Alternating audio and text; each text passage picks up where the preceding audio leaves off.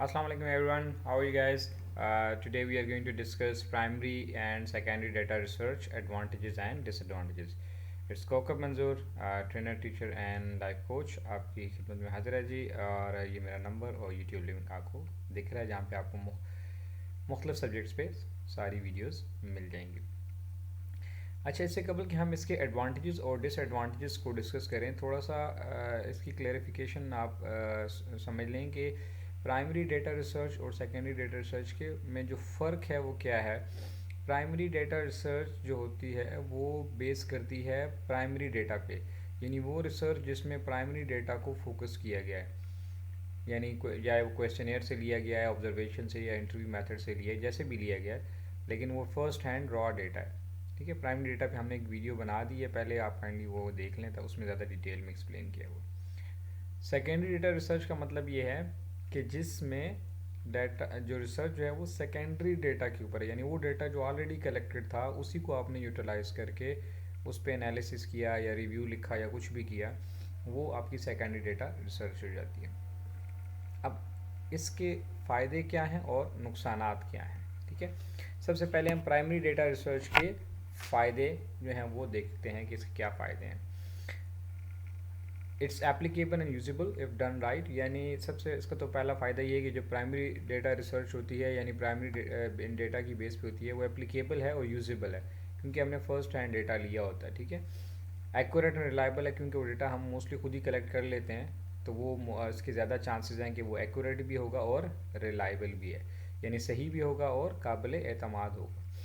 Up to date होगा, क्योंकि अभी करंट डेटा कलेक्ट किया है तो अप टू डेट होगा, यानी आज लिया है, इस हफ्ते लिया है, इस वीक में लिया है। ठीक है, तो जो लेटेस्ट डेटा अवेलेबल है वो हमारे पास होगा।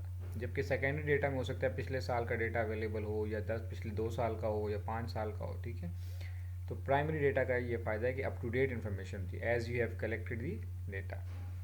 अब इसके नुकसानात क्या हैं? नुकसानात ये हैं कि जी, या डिसएडवांटेजेस क्या हैं? नुकसानात तो हम नहीं कहेंगे, डिसएडवांटेजेस ये हैं कि एक्सपेंसिव है। आपको एक एक बंदे से डेटा कलेक्ट करना है, चाहे वो क्वेश्चन एयर के ज़रिए करना है, चाहे वो ऑब्जर्वेशन के ज़रिए या इंटरव्यू है, तो ये it's not an easy method to collect the data. इसमें बहुत ज़्यादा टाइम भी लगता है। ठीक है, ये टाइम कंज्यूमिंग भी होता है और ये कॉस्ट भी काफ़ी आती है। आपके पता नहीं कितने दिन, हो सकता है कितने हफ्ते, कितने महीने लग जाएं डेटा कलेक्ट करने पे, डिपेंड करता है डेटा के साइज़ पे। ठीक है, नॉट इमीजिएटली अवेलेबल, जल्दी अवेलेबल भी नहीं होता। लेट सपोज आपने इंटरव्यू करने हैं कुछ सीईओ से, तो वो किसी ने आपको एक हफ्ते का टाइम दे दिया, किसी ने आपको एक महीने का टाइम दे दिया है, तो ये इतना आसान नहीं है कि आपने गूगल खोला और मतलब वहाँ से आपको डेटा मिल गया। ठीक है ना, सेकेंडरी डेटा तो मिल जाता है, लेकिन प्राइमरी डेटा के लिए आपको इस पर टाइम लगाना पड़ता है। Problem in deciding sampling frame methods and analysis. फिर इसका एक और प्रॉब्लम ये होता है कि जी किस तरह का सैम्पलिंग फ्रेम बनाएं, कितना सैम्पल कलेक्ट करें, किस से लें, कौन से मेथड से डेटा कलेक्ट करें, क्वेश्चनियर यूज़ करें, ऑब्जर्वेशन यूज़ करें या इंटरव्यू करें या फोकस ग्रुप करें। तो प्राइमरी डेटा को का जो राइट टूल डिसाइड करना, राइट सैम्पलिंग फ्रेम डिज़ाइन करना, ये इतना आसान नहीं होता। अगर अच्छा रिसर्चर ना हो तो वो शायद कोई गलत सैम्पलिंग फ्रेम डिज़ाइन कर लेगा या गलत मेथड इस्तेमाल कर लेगा, इसमें चांसेस ज़्यादा होते हैं। And not easily accessible, data जो है इतना आसानी से नहीं मिलता।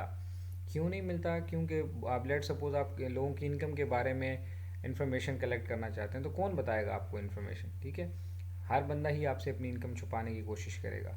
या आप टैक्स कलेक्शन के बारे में कोई इन्फॉर्मेशन लेना चाह रहे हैं या कोई इस किस्म की है, या कोई और सेंसिटिव इन्फॉर्मेशन है, कुछ ऐसे एरियाज़ हैं, कल्चरल इश्यूज़ हैं जहाँ पे आप फीमेल से डेटा कलेक्ट नहीं कर सकते या फीमेल तक एक्सेस नहीं होती। ठीक है ना, तो ये इन मामलात में फिर बहुत ज़्यादा प्रॉब्लम हो जाती है। तो ये चंद कुछ डिसएडवांटेजेस हैं। अब हम आते हैं एडवांटेजेस ऑफ सेकेंडरी डेटा, यानी वो डेटा जो ऑलरेडी कलेक्टेड था उसको यूटिलाइज करके जो रिसर्च करने में क्या फ़ायदे हैं। सबसे पहला, इनएक्सपेंसिव। देखिए उसका था डिसएडवांटेज, एक्सपेंसिव यानी महंगा, और वही इसका हो गया एडवांटेज यानी इनएक्सपेंसिव। कैसे?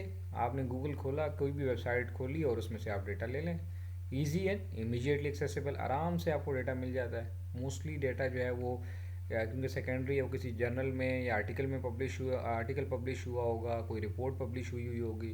ठीक है, तो कहीं ना कहीं आजकल चूँकि इंटरनेट का दौर है, तो आपको वेब पे हर एक चीज़ मिल जाती है, गूगल से मिल सकती है, सर्च इंजन कोई और यूज़ कर लें वहाँ से मिल सकती है, वेबसाइट से मिल सकती है।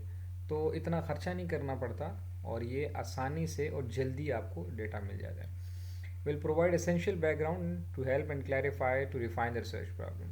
अगर आप लिटरेचर रिव्यू वगैरह कर रहे हैं मिसाल के तौर पे, तो आप 10 15 20 आर्टिकल आराम से डाउनलोड कर लें, तो आपको सारा उस एरिया के बारे में इंफॉर्मेशन मिल जाएगी कि जी इस टॉपिक के ऊपर किन किन वेरिएबल्स को लिया गया है, कैसे काम किया गया है, किसने किसको मॉडरेटिंग लिया है, किसने किसको डिपेंडेंट या इंडिपेंडेंट लिया है, किसने मतलब कैसे काम हुआ है और ये कहाँ से शुरू हुआ था, कौन सी थ्योरी थी, कैसे लगा। तो आपने 15 20 25 30 आर्टिकल पढ़े और आपको जो है वो वहाँ से इंफॉर्मेशन मिल जानी है। Secondary data sources will provide research method alternatives.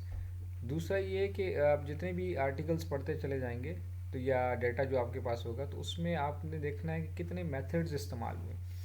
तो आपके अब सामने सारे मेथड्स या सारे तो नहीं मीन्स काफ़ी सारे मेथड्स आपके सामने आ जाते हैं। तो secondary data sources will provide research methods alternative कि अगर लेट सपोज आपने 25 या 30 रिसर्च आर्टिकल पढ़े हैं या रिपोर्ट्स पढ़ी हैं तो उसमें देखेंगे कि लोग किसी ने कौन सा मेथड यूज़ किया होगा, किसी ने कौन सा मेथड यूज़ किया होगा और हर रिसर्चर ने अपनी अपनी जस्टिफिकेशन भी दी होगी। Will also alert the researcher to any potential difficulties. और अपनी रिसर्चेज में वहाँ पे उन्होंने मेंशन भी किया होता है कि जी ये हमें मुश्किलात सामने आई हैं या उस मुश्किल को किसी दूसरे ने कैसे सॉल्व किया है ये भी मेंशन होता है। तो आपको काफ़ी सारी चीज़ें पहले से ही मालूम हो जाती हैं। तो ये इसके चंद फ़वाइद हैं। डिसएडवांटेज क्या है? मोस्टली आउटडेटेड डेटा होता है। अब आपको बिल्कुल लेटेस्ट डेटा जो है ना ये मोस्टली नहीं मिलता। पिछले साल की रिपोर्ट्स मिल जाएंगी, पिछले 2 साल पुरानी रिपोर्ट्स मिल जाएंगी, आर्टिकल्स भी पिछले साल के मिलेंगे। तो ये थोड़ा सा प्रॉब्लम होता है। जैसे अगर आपने कोई पॉपुलेशन पे स्टडी करनी है तो आप देखिए अगर आपके आपके कंट्री में लास्ट टाइम जो है वो सेंसस या जैसे मरदमशुमारी कहते हैं वो कब हुई थी, वो 8 साल 10 साल पहले हुई होगी, ठीक है। तो करंट डेटा मुश्किल होता है, पोटेंशियली अनरिलायबल। अब वो नेट वगैरह से डेटा जो लेते हैं उसको ज़रूरी नहीं कि वो अथेंटिक भी हो, वो किसी ने भी डेटा डाल देना, क्योंकि नेट पे कोई भी कुछ भी डाल सकता है और वेबसाइट पे जो डेटा मौजूद है वो भी शायद इतना रिलायबल है या नहीं, उसको कैसे मेजर करें। Not always sure where information has come from, ठीक है। मैं बाज़ अवत कंपनीज अपने आप को प्रोजेक्ट करने के लिए भी ज़्यादा अच्छा कोई डेटा उसमें मेंशन कर देती हैं। तो मुख्तलिफ चीज़ें हैं जिसको वजूहात हैं जिनकी बिना पे हम ये कह सकते हैं कि जो डेटा अवेलेबल होता है वो अनरिलायबल होने के चांसेस ज़्यादा होते हैं। May not be applicable, may not be totally answer your search question. अब डेटा बाज़ अवत अक्सर स्टूडेंट्स को ये प्रॉब्लम होता है, वो मेरे पास यही कहते हैं कि सर डेटा तो है लेकिन हम उसको समझ नहीं पा रहे कि उससे अपनी इन्फॉर्मेशन कैसे एक्सट्रैक्ट करें। अब जैसे मैंने आपसे कहा कि आप कोई जो है वो कोई इकोनॉमिक वेरिएबल ले रहे हैं तो आपने सेंट्रल बैंक का डेटा उठा लिया।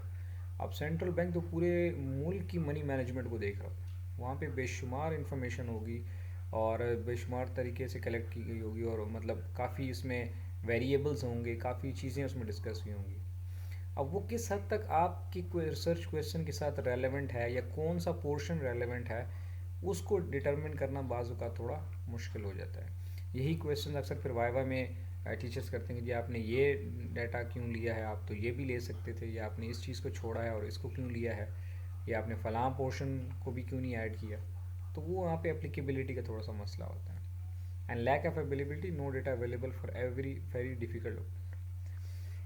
कभी कभी डेटा अवेलेबल ही नहीं होता, बहुत सारे इश्यूज ऐसे भी आ जाते हैं कि जिसके बारे में कोई इन्फॉर्मेशन नहीं होती। लाइक लेट सपोज अगर आपने कोई ऐसी रिसर्च करनी है जैसे कोई न्यूक्लियर साइंसेस पे या कोई इस किस्म के इश्यूज हैं तो उसमें मोस्टली इतनी चीज़ें वेबसाइट पे अवेलेबल नहीं होती सिवाय चंद एक बेसिक इन्फॉर्मेशन के, ठीक है ना।